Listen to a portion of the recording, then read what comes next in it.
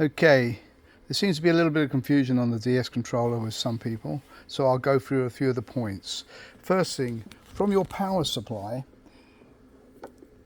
positive is the white, controller to track is the black, and negative is the red. Power supplies show red as being positive, but if you connect the red positive to the brake, you will not be able to work this controller. Please be aware of that. Then some other issues with this controller. The front button is a full brake. If you hold it, the car will not work. So with it held down, the car will not run. It's a full brake, like a panic brake. So, you know, if you've blown it coming into the corner, or if you turn your brakes down for other sections on the track, but there's one section on the track where you went full brake, hit that. All the time you're holding it, the car will stop. And then as soon as you let go, the car will go at whatever speed you got the controller set. Okay, then we got a couple of other little switches. It's changed on the new version. The top one is 1/32 and 1/24. All that does is change the curve. So you can run on 1/32 with a 1/24 car, you can run on 1/24 with a 1/32 scale car. The 1/24 scale is going to be more sensitive, or a little bit more power earlier on in the curves. It just changes the curves. If you run a 1/32 on the 1/24 setting, you'll probably need to turn these two knobs down, because it'll be explosive otherwise. Probably too much for most people.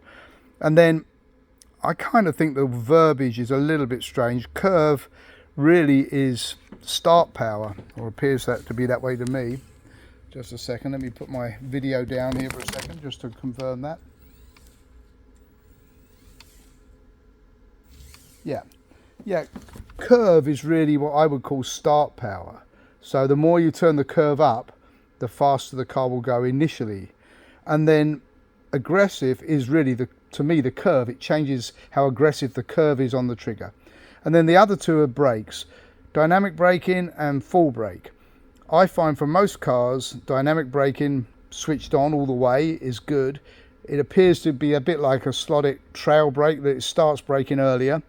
And then the full brake, I turn back to about 3/4 with lighter cars like 1/32. For 1/24, I usually run full brake on both. But everybody's different there. Some people like to roll into the corners more, and you know, then you can, you know, use the panic brake on the front here if you've turned your brakes down soft and you want for a certain instant full brake. Okay, then on the older controller, it had another switch on the back. This newer one does not.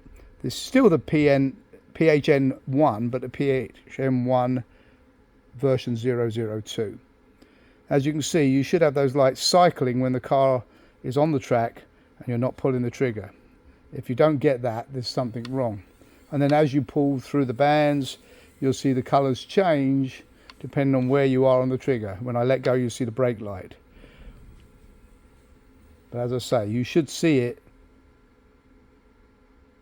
after a while. I think it will start cycling, because it'll prove me wrong here. No, it doesn't. All right. Anyway, full throttle will be green, and then brake is red. And then part band shows your trigger is working. You got a yellow as well. And obviously it's a fairly fast 1/32 scale car I got on the track, so I don't really just want to pull it through the bands and crash into the wall. I'll quickly do it here. Yeah, and when it gets to full throttle, you get green. The two fuses protect the controller, but still try to remember to hook it up right. White must go to positive from your power supply. So if your positive on your power supply is going to red, you've got reverse polarity. That won't work. I recommend, I know it says red on most power supplies is power, but the commercial wiring has always been, right or wrong, white is hot or power, red is ground. I know it doesn't appear to make sense, but red is ground and black is trigger. Pretty much that's been universal, but the other two have been switched, and it depends where it's hooked on your power supply as well. So please remember, to run this controller, you must be powering it. White is positive power from your power supply. Red is negative power from your power supply, or ground. And in a lot of power supplies, people are getting confused as well. Say ground in the center.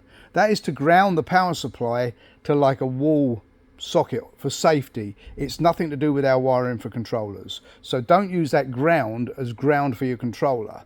That's not what it's supposed to be there. You want negative and positive. Those are the only two connections you need. Ground to a household ground if you want, for safety. Laboratories do that. They ground to their tables if they're metal tables, or ground to their clothing, but don't use that ground to ground the controller. That is not correct. Okay, sorry it's a bit long-winded, and it's only about hooking up the controller.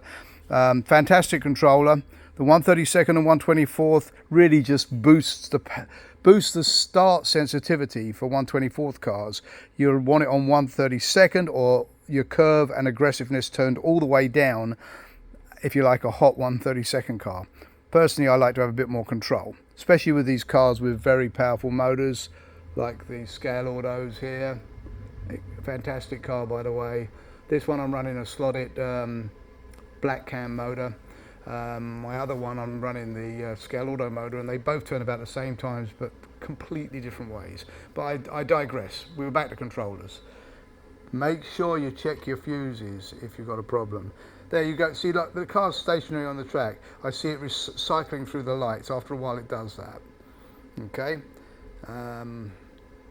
I will just go down and take the car off the track and see what we get then.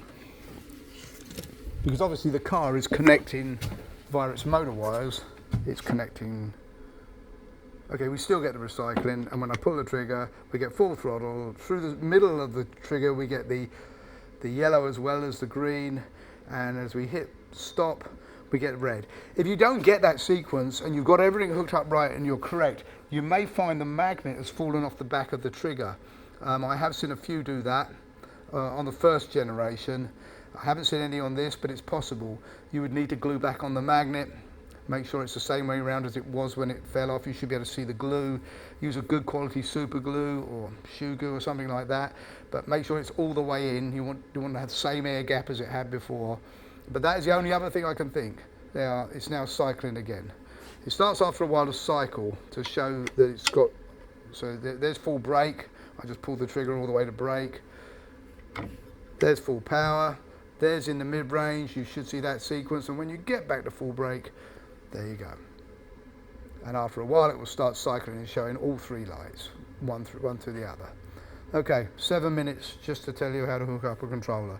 But there seems to be some confusion between positive polarity and negative polarity, and red on a controller being hot. It's not on these. This is a commercial type controller, what I would call, to avoid polarity issues, positive gate. The gate being the white wire. Negative brake. I know the brake's red, but it's negative. Please trust me on that. And black is always the trigger.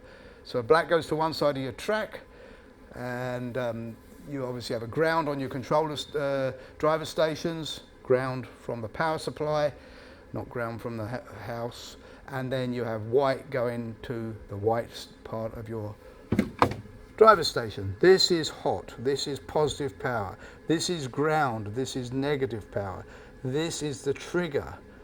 All right, hopefully that makes some sense. I'm not trying to lecture, but this has always been a confused issue. Most home sets and Professor Motor home rated controllers are the exact opposite, and that is the logic that they use, that red should be hot, so the red should be power.